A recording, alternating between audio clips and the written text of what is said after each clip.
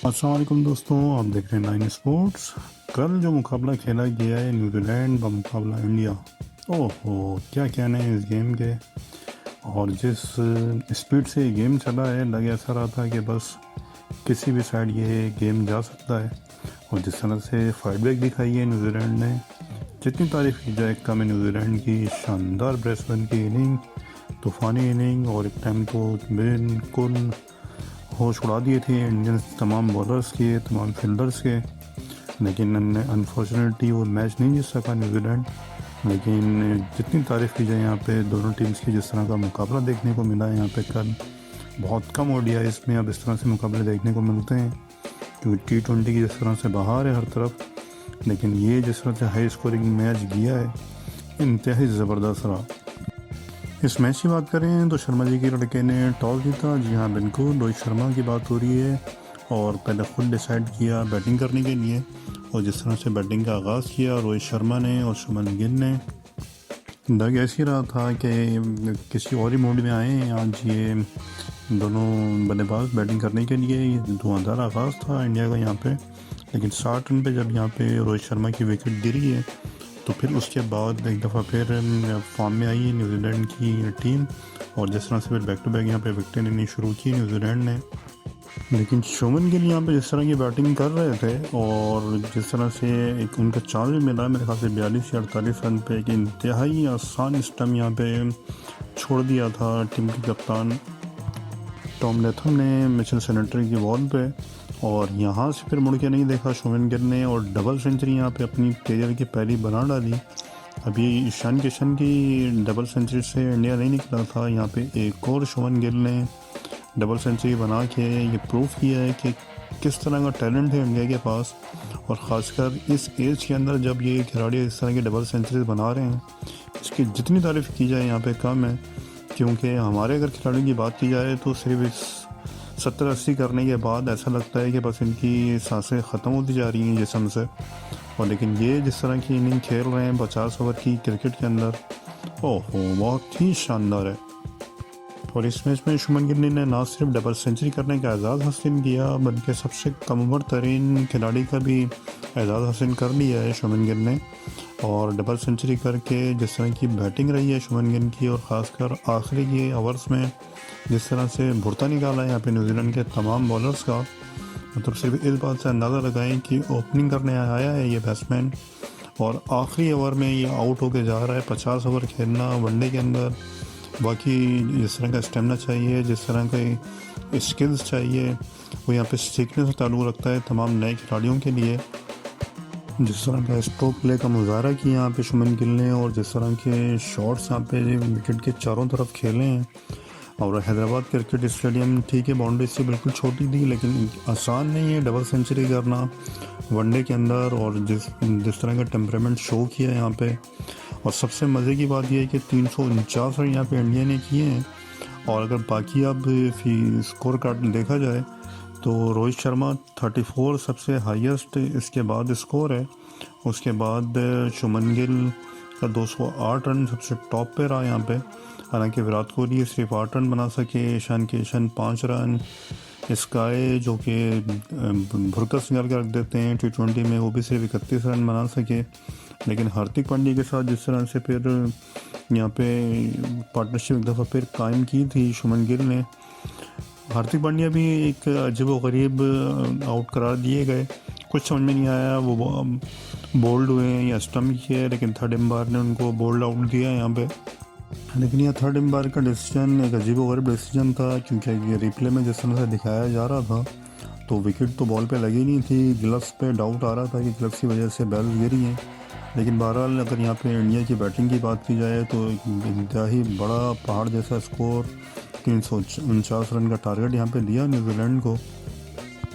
New Zealand की bowling की अगर बात की जाए तो सिवाय मिचेल सैंटनर के 10 ओवर में 56 रन के अलावा दिन खोल के रन दिए यहाँ पे न्यूजीलैंड के तमाम बॉलर्स ने। और जिस तरह की सुताई की है शुभमन गिल ने तमाम बॉलर्स की, 2 विकेटें शिबली के हिस्से में ज़रूर आई हैं, लेकिन 74 रन उन्होंने भी दिए। उसके अलावा डेड मिचेल के हिस्से में भी 2 विकेट्स आई, 30 रन उन्होंने दिए। 77 यहाँ पे फास्ट बॉलर फर्गसन वो भी दे डाले 10 ओवर में, 1 विकेट उनके हिस्से में आई। टेक्नर भी 69 रन 10 ओवर में दिए और इस तरह से 350 रन का यहाँ पर टारगेट दिया इंडिया की टीम ने न्यूजीलैंड को।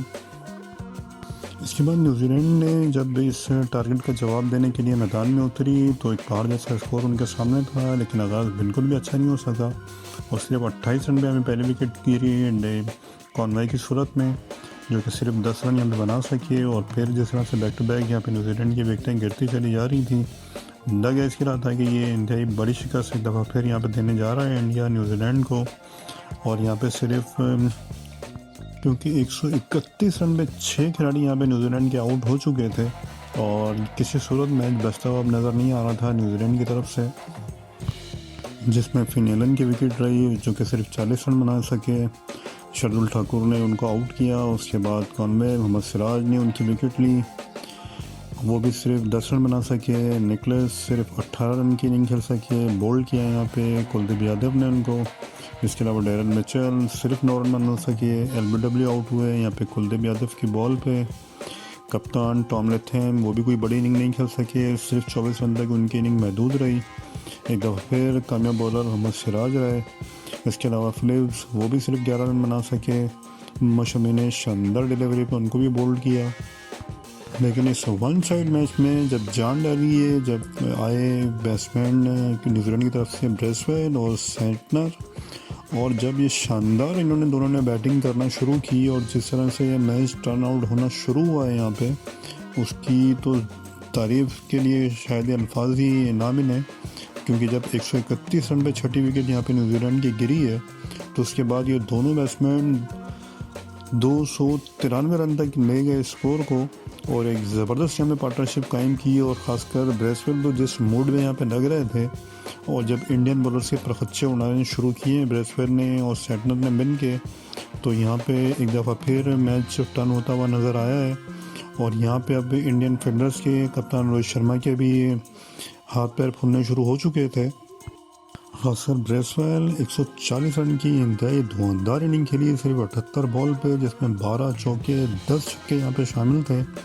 और सेटनर ने भी भरपूर उनका साथ दिया, 45 रनों पे 57 रन बनाए 7 चौकों और 1 छक्के की मदद से। लेकिन जब सेटनर आउट हुए तो फिर एक दफ़ा फिर यहाँ पे इंडिया के हाथ में मैच चला गया। हालांकि अभी भी मैच की 2 बॉल्स बाकी थी और 12 रन यहाँ पे रिक्वायर्ड थे न्यूजीलैंड को। लेकिन ब्रेसवेल जिस तरह से आउट किए यहाँ पे शार्दुल ठाकुर ने, इंतहाई ज़बरदस्त बॉल थी वो, जिस पे एलबीडब्ल्यू यहाँ पर आउट हो गए ब्रेसवेल। और इस तरह से इस इनिंग का ख़ात्मा हुआ न्यूजीलैंड की। लेकिन जिस तरह की फाइट बैक दी है यहाँ पे न्यूजीलैंड ने, और ख़ासकर ब्रेसवेल ने जो तूफ़ानी इनिंग यहाँ पे खेल दी है, ये बहुत बड़ा अब फ़र्क डाल दिया है इस मैच के दौरान। और अब लगता है कि आइंदा आने वाले मैचेस में बहुत ही टफ़ टाइम यहाँ पे देने जाएगी न्यूजीलैंड। और यहाँ पे भी न्यूजीलैंड की अगर बैटिंग की बात की जाए तो सेम वैसे ही इंडिया वाला हाल रहा है। यहाँ पे न्यूजीलैंड की इनिंग का भी वन मैन शो यहाँ पे भी नज़र आया, जिस तरह से डबल सेंचुरी ठोक दी यहाँ पे शुभमन गिल ने, इस तरह से 100 ले गए थे मैच को। ब्रेसवेल भी 140 रन की इनिंग खेल गए और यहाँ पे भी कोई बड़ा स्कोर आपको नज़र नहीं आता है सिवाय मिचेल सेटनर के, जो कि 57 रन यहाँ पे बनाने में कामयाब हुए। और इस तरह से शिकस्त हुई यहाँ पे न्यूजीलैंड को पहले ओडीआई के अंदर सिर्फ 12 रन से। और जितनी यहाँ पे तारीफ़ की जाए दोनों टीम्स की, जिस तरह की बैटिंग स्किल्स नज़र आई है शानदार रही यहाँ पे। अगर यहाँ पे इंडिया की बॉलिंग की बात की जाए तो एक दफ़ा फिर मोहम्मद सिराज 4 विकेट लेने में कामयाब हुए। और डे बाय डे जिस तरह से ये इम्प्रूव करते चले जा रहे हैं, ये बहुत ही अच्छा साइन है इंडियन बॉलिंग के लिए।